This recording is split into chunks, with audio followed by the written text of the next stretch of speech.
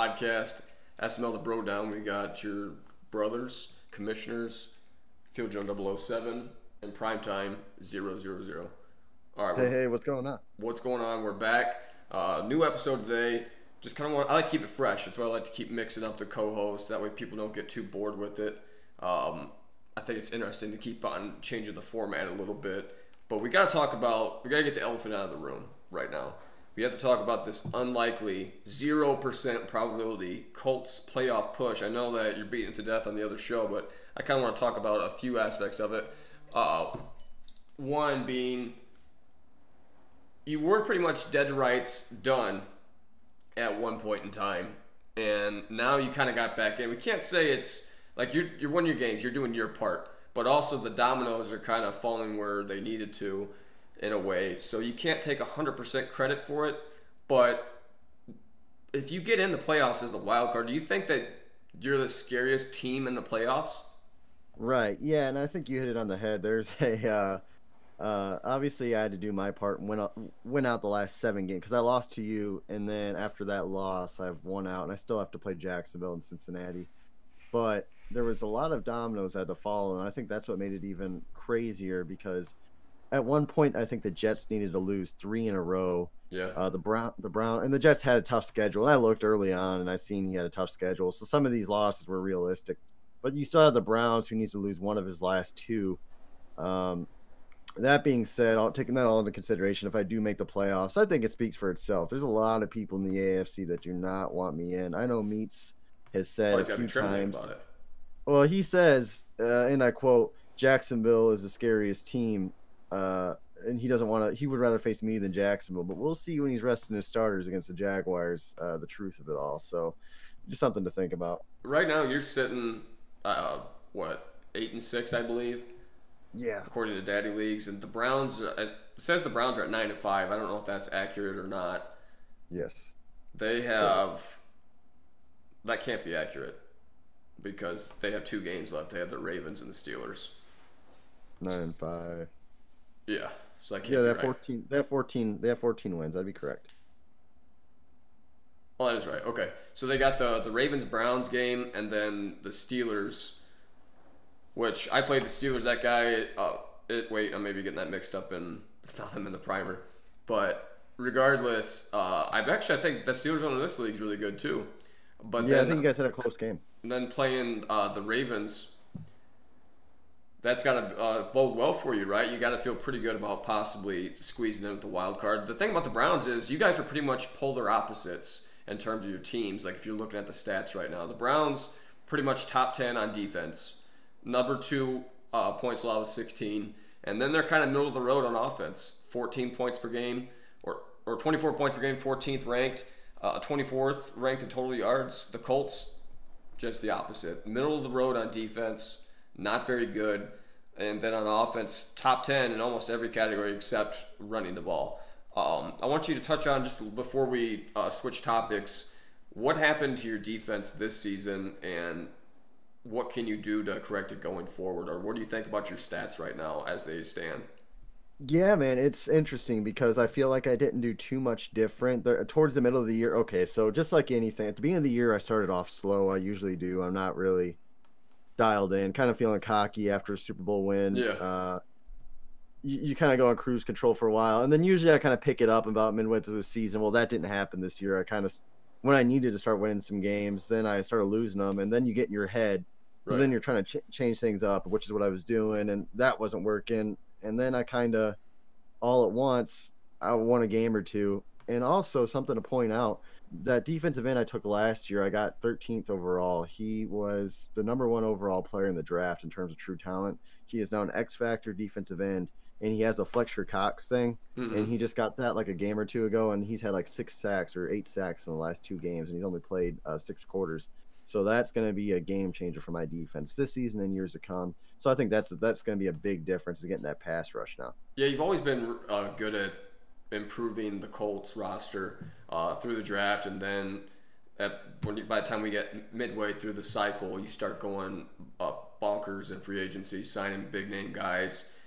This season or this cycle, you had Richard Sherman. You know, every now and then you'll pick that savvy vet or that one piece that you feel is worth a season or two on your scheme. It's be interesting going forward what you can do to keep improving that squad. But we'll go ahead and change topics real quick. We're going to talk about some of the best teams in the SML. When you think of the best teams in the SML, you think guys like Haas, Meats, you, Dump, Right.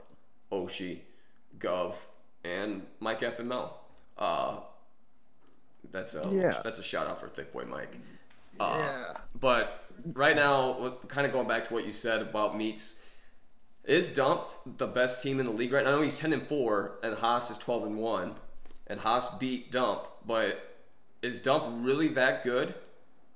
Should people be concerned, or is he really going to be an SML champ?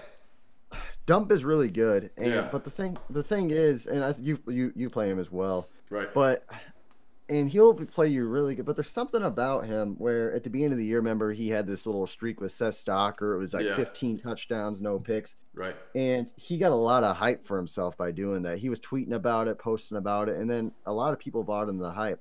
One thing Haas hasn't done is hype himself up too much. And like the Patriots in real life, or the Colts in the Manning era in the 2000s, consistency is just greatness. And Haas has beat every team he's supposed to beat, whereas Dump has not. So you got to go with the Chiefs right now as the best team in the AFC.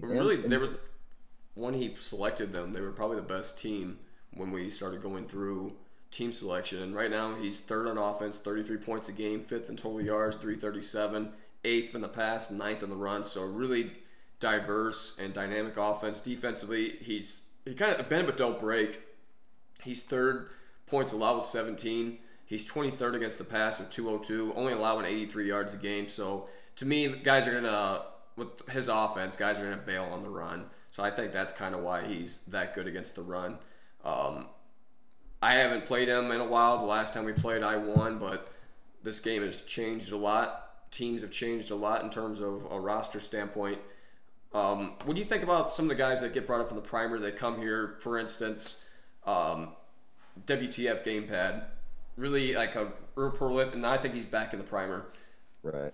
What for these guys going forward? What would you say to these guys that get the call up to the league? How they can keep their spot? Because obviously this cycle you've been changing what the criteria is for a good member. Before, as long as they were playing their games, they weren't being a nuisance in chat. Like, those are guys that you kept around. And now, like, if they're not tweeting, if they're not constantly in social chat, like, these guys are getting either bumped out of the league altogether or bumped back down to the primer. So what would your advice be going to the new guys? Some of the, like, for instance, I think it's the new Redskins guy, I think Any Given Sunday or whatever. How would you what's your advice to these guys going forward? I mean, if you want to like label yourself after anybody, it would be somebody like Mike FML, who sure he's not always in the playoffs, but he's always in chat and he's posting little things here and there. You know, he's not always on podcast either, but once in a while he's doing a podcast. You know, once every few weeks he'll post an Excel sheet and he's in chat. Post memes, and that's what you want. I mean, he's a troll. Yeah, he's a troll. I get that, but at the same time, he's doing his thing and he's active. And I think that, you know as well as I do, that early on when we started this thing, our criteria was pretty low because we had some absolute bums in this league. But now I think we got some better guys, and I think you can keep raising that standard, and that's what we're doing. And the guys keep raising with it. So I think that's only good for the league. But I do want to say one thing about the AFC. I kind of want to ask you real quick here. I know this is like AFC. Okay, let me put it this way. AFC, I feel like if I'm out of it, if I lose or if I don't make the playoffs, just about anybody in the AFC. I mean, looking at the Ravens, Chiefs, Bills, Jaguars, Patriots, Browns, is just about anybody you could kind of see winning the AFC. And then look at the NFC. You know, is it really just a two-team race? Is it just the Eagles and the Bears and nobody else has a chance? Because we've seen Grams get smacked by the Bears and we've seen the Eagles get smack the Seahawks. So what do you think about that? I wouldn't say it's a two-team race in the NFC because, once again, Futures pulled out games, Grams pulled out games. Even your boy Lawyer Killer's sitting right there at the 6th seed right now at 8-5, and not to mention Noel Overlord at 10-2. I mean, that guy has blown people out. He's won big games. So I wouldn't say it's just a two-team race, but more so like the teams that you lean on that are your heavyweight favorites are the Bears and the Eagles, just because the body of work. Nola hasn't had the playoff wins. Graham doesn't have the playoff wins. The only other guy who's got the playoff wins but doesn't have the consistency this cycle is Lawyer Killer. So I get what you're saying, but I don't totally agree with that. I still would think that it's anyone's ball game because, I mean, Oshie's dropped a big one here or there. So that's why you play the game, just because anybody can beat anybody, especially the way this game has evolved due to the title updates. I mean, I can beat you. Anybody can beat anybody. Like, I'm one of the worst players, and thanks to how crappy this game is, like, you just never know what the outcome's going to be. It seems like more things since the last title update have become more, hate to hop on the Raider bandwagon, they're predetermined than they have in the past. But then again, that was also my losing streak. So if I go back and watch the tape, my judgment might be clouded. Yeah. What do you think about, there was a topic in chat the other day about the Ravens win. And they talked about maybe with a stat pad a little bit. Hollywood, 4 catches, 270 yards, 4 TDs. What do you think about Meats? So it was the Hollywood I didn't have a problem with, but I think you're getting at is how they had a run. They were at like the 2-yard line. There was a 5-yard line. There was around 2 minutes. I didn't watch the game. I just saw some comments, like the aftermath in the chat. So basically, Meats was up by 14 at the 5, and he could have kicked a field goal to go up by 17, but instead he ran in a touchdown to go up by 21. But really, if you're up 17 with 2 minutes left for 21, there's not really much of a difference. And Meats went on to cite that it was because he wanted to have the killer instinct. And I don't think that's the killer instinct. If you're thinking about having a killer instinct at that moment, then you just proved that you are in your own head. Mm-hmm. So I don't think that's a killer instinct. I think it was either stat padding or he's just trying to run it up, honestly. Okay. So I don't know. So a killer instinct is a dagger touchdown with 4 minutes left, driving all the way downfield, taking up the clock, and ending the game. That's the killer instinct. Okay, we'll leave it at that because you could delve further in the stats and talk about, Lamar Jackson 5-9, 208, 4 TDs. Golden 15 carries, $104. Brown 4 catches, 207, 4 TDs. And he's just gonna. So literally, Brown has 100% of the yards that he had in that game. He's just saying, "Well, it's just the game." He lost him. Do you think a lot of that is unwarranted, some of the flack that Meats gets? Do you think it's a little bit of both, some of it's unwarranted, some of it he deserves? Or why do you think he gets so much criticism in chat from myself and everyone? Or not everyone, but a lot of people. I think anybody who uses Lamar Jackson is going to get some flack naturally. Mm-hmm. But then again, Meats just so happens to also have Hollywood Brown, who got mossed, and then Goldman, who's just so happens to be the best running back in the game. And Meats does not have admin powers in the league, so it just so happens, he somehow developed these guys. So I think it's a little bit of both, because when you watch his play style and some of the things he does, it's like, wow, I don't know. I don't see a whole lot of other guys doing stuff like he is. Yeah. And just the names of those guys, and when you look at their ratings, Human Joystick, Moss, Escape Artist on Jackson, it's just the craziest abilities. He's lucked out. He's got the perfect team. Now he doesn't have a ring, though. I think he's got a good team, and also you got to give him credit where it's due. His play style, like he's basically spamming his key players and leveling them up that way. So, I mean, he's putting in work to get them that way. They weren't all with these abilities and the overall they're at. So he did do some work, but at the same time, he's not really spreading the wealth, and maybe that's why leagues like Madden Bomber League have stat caps and everything else where you kind of have to spread the wealth a little bit. But we'll go ahead and move on, just because I feel like this is already going to draw some ire. What do you think about teams like NYT, a guy who's a thorn in your side, in the past, a guy that can still win some big games, 6-8 with the Falcons? You got teams like Raider Fan. He was just 5-5. The dude has dropped 4 games and is now 5-9, and once again fell silent in the chat. And you got a couple teams right there in the bubble. AFC, the Colts, the Jets 6-7, the Steelers 6-7, the Broncos 6-7. Is it still anyone's game for these wild card spots, or do you think like that? Do you think the NFC's locked up? Do you think that there's a little bit of room left in the AFC, or what are your final predictions playoff wise? Yeah, looking at the NFC first, I think the team to watch, NYT's out of it. He can win some big games, but he's just not consistent enough. And I think mathematically he might be out of it. No, he's technically still in it. But the team that everyone needs to watch out for is the Sunday squad guy, the Washington Redskins. And Primer, he's pretty good. Mm-hmm. I think he's won a title, lost another one. And he just, if you look at the teams he's beaten, I mean, he's beaten some playoff tier teams, and he hung in it with Governor. So that guy, if he makes it, I think the NFC should be scared. And I think the AFC at this point is a two-team race between the Colts and the Browns. For that And last wild card. for that last wild card, QB Stud's got it locked up. What do you think about QB Stud? He seems like a guy that doesn't get much hype. Does his little numbers show? Has a decent record. I know you played him. Is he? I think he won, but is he as great as his record says he is, or is he somebody that's going to get bounced week 1 in the playoffs?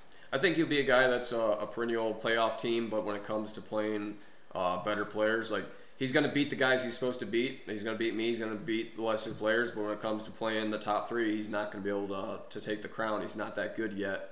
I just don't. He won't be able to beat Haas, Meats, or you. And then if he made it to the Super Bowl, he wouldn't be able to beat Oshie. I know he really studies the game. He knows what he's talking about. When you listen to his commentary, he's talking about defensive sets guys are coming into, when you should run outside, when you shouldn't. This guy likes to throw outside, so he studies guys' game tendencies and really knows. He's really knowledgeable about what he's talking about. But I just don't think that his gameplay is quite there yet to be amongst the elite. Yeah, it is kind of interesting. Some guys will study up tape and know what's going to happen, and then there's something gameplay wise where they just aren't quite there yet. They're just not good at the game or as good at the game, which is just kind of interesting to think. He's good at the game. I think sometimes a guy like him, you're going to overthink things, or simply put, you're going to play a guy like Prime, Oshie, fucking what's his nuts, Dump. Guys with crazy user ability on defense, and that's a huge game changer. I've always talked about how quickly you can cover the field as a user linebacker or a user safety now. You know, a lot of guys are going to, so you can cover that field so much quicker than what you could in real life. You're able to eliminate a lot of plays, especially if you're dominant like you are at the user coverage ability. And Yeah, I think that's something you can't watch tape for, that you can't account for. Because you're still going to have to eventually make a play. You're going to have to force it in those windows. Yeah, I agree with that. That's a good point. So we'll see, man. Patriots, good team. Maybe not elite quite yet, but he could develop a user. Yeah, like I said, he's definitely a perennial playoff team, but I just don't think he's a Super Bowl winning team, not this cycle. Yeah. You got any other points you're wanting to hit?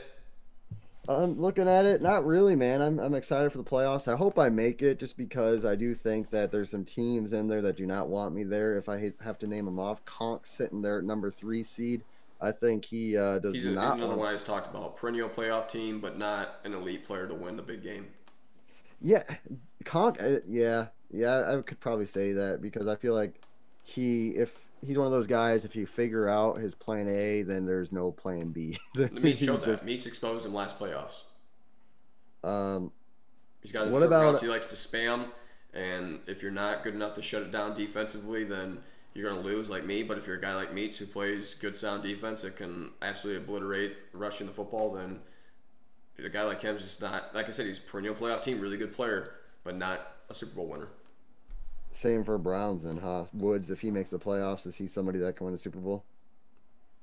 No. I mean, he could, yes, but he's not. Realistically, no, he's not going to. I mean, you can say that about everybody. There's really only a handful of teams that legitimately that you feel like, for me anyway, that if I play in the playoffs, I know I'm not going to beat, and unless they play on themselves, that they're not going to lose. So you, Ravens, Chiefs, Jags, Bears, Eagles. And if you want, I don't know, I haven't seen enough of Noel to say that. So I hate to say that. I know that he gets upset about that, but it's just the body of work's not there in terms of the playoffs. But like I said, there's just guys that are really good. They're excellent teams. I know they don't get talked about, but they're just not good enough to win the big one. And what do you think? Because at one point you were at that Super Bowl level. Yeah. I know you left the league, had police academy stuff, came back, and your play dipped off, obviously, a little bit. So what does it kind of take to get back to that level of play? Or is it just kind of at this point you kind of have to wait till Madden 21? Well, a lot of it's just you got to practice. You know, Meats is a guy that hammered the hell out of it in the beta stage, and that's why he's leaps and bounds ahead of everyone. There's a lot of these guys I can tell because I watch the YouTube videos to know how to defend the shit, so I know when they're doing bullshit. I see guys doing the swerve run. I see the guys doing the swerve catch. I see guys abusing certain things. So I think a lot of these guys are developing their own ebook by watching YouTube, and some of that's kind of hard to overcome it when you're not a good.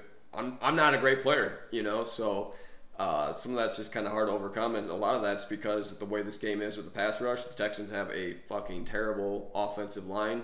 I thought I had a pretty good run scheme, but my running game is dog shit. DeAndre Hopkins is one of the best receivers in the NFL in terms of not dropping passes, and every time I hit him a seam route down the middle of the field, he seems like he drops a contested catch. But when I played my primer game, Mike Evans did not drop a ball as the X factor. Like, this dude straight just balled. Anytime you threw it to him, he's catching it. So I don't know. It just seems like if you kind of go back to what Rader says about certain things being coded, yes, certain things are coded, and the rest of it's just me being inept as a player. I just don't put the time in, and a lot of these guys have just surpassed me in terms of level of play. So if I wanted to get back there, I'd have to go back to playing a lot more lobby ball, you know, just getting a lot more ranked games in, playing against a lot more guys online, and doing a better job building my team. I mean, it's kind of hard. I miss a lot of the drafts. I miss a lot of the free agencies just because I work a full-time job, 2 part-time jobs, and I bounced back to night shift last week. So a lot of times I just miss the stuff, and it's kind of hard for me to develop a team. Right. So I guess one final question I would have then so obviously I enjoy the big playoff games and stuff like that. Let's say you do, and you played in big playoff games. You played 4 or 5 Super Bowls, I think. Yeah. Do you kind of get excited for those big games still, or are you kind of like just dreading them, or what's the if I play process? them? Yeah. Oh, if I play them, it's a little bit of both. Like, seeing how I haven't done it in a while, like, you kind of half-ass dread it because you don't want to be one and done, but you're excited. Like, I just want to make the playoffs. Like, I took the Texans because I honestly thought I was good enough to be a wild card team every time. I should have went to the NFC, but you were talking big game in the chat, and I just wanted to go ahead since no one else wanted to put their chest out, and I thought I was good enough to do it. Dump was a guy I didn't expect to, especially the first couple seasons we played where he and I would split the series or whatever, and he threw a bunch of picks early on in the cycle and stuff like that. So I really, honestly, my heart thought that I was a perennial a wild card team that would make the playoffs every time, not just be on the bubble a lot of these seasons. But I kind of put myself at a disadvantage. I went basically a lot of times I'm 0-2 against you, or I'll split the series with you. I'll lose against Dump, and then I mean, thank God I beat Tiny every time now. But so it's kind of interesting to think about because, in theory, if you played in the NFC South, and I know we could cherry pick things all we want, but if you went back and you picked the division where you looked at the roster and you looked at, because some guys do that, they prefer to pick later in the team selection draft or in the middle because they can look at who's got division, what teams and what division. Is that something you would consider doing next go around? Well, I was honestly going to pick the Rams, but they went 2 spots ahead of me. So I didn't get a chance to pick the Rams out because I played the Rams a cycle before that, had success. I felt with the X Factor and all that they've been a good team. They still, and at the beginning of this cycle, the Rams were very good. Now they've kind of regressed a little bit, and if you play with them in lobby ball right now. But going forward, I'll probably stick to the opposite conference of you, just because I don't like to. I just can't beat you on a consistent basis, and what's the point of putting myself behind the 8 ball? Like, I'm lucky to split the series. So I had to win at least 1 game against you because you told everyone at the beginning that you were gonna run the table. So I think I've won maybe 3. But, you've won. 3 or so. So that's still not a very good batting average. It's a lot better than most, though. So I guess it is interesting, though. Just to, I guess, to close out my final opinion here. And if you look at each division really does have a pretty solid team. The Bucks in the NFC South, the Bears in the NFC North, the Seahawks, the Eagles, the Colts, the Ravens, the Chiefs, and the Bills. I mean, every division has a guy who could theoretically, if they got hot in the playoffs, they could win a freaking Super Bowl. Whereas before, or even last cycle, you might have had 2 really weak divisions, so the competition's only getting stiffer. Yeah. So, like I said, every division has a legit team.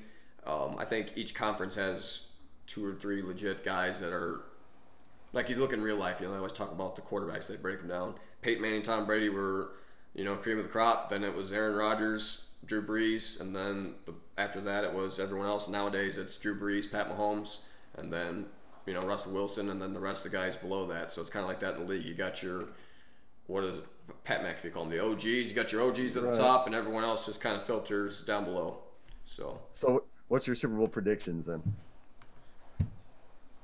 It's hard right now. I mean, if I knew you were in it, I would pick you. You're on the bubble, so I don't know. If you Right. get in it, I'll pick you. If we'll go ahead and play devil's advocate. But if I But if look at the not- playoff standings the way they are right now, I'm gonna pick Haas and Oshie. Yeah, that'd be a good game. That would be the YouTube Bowl.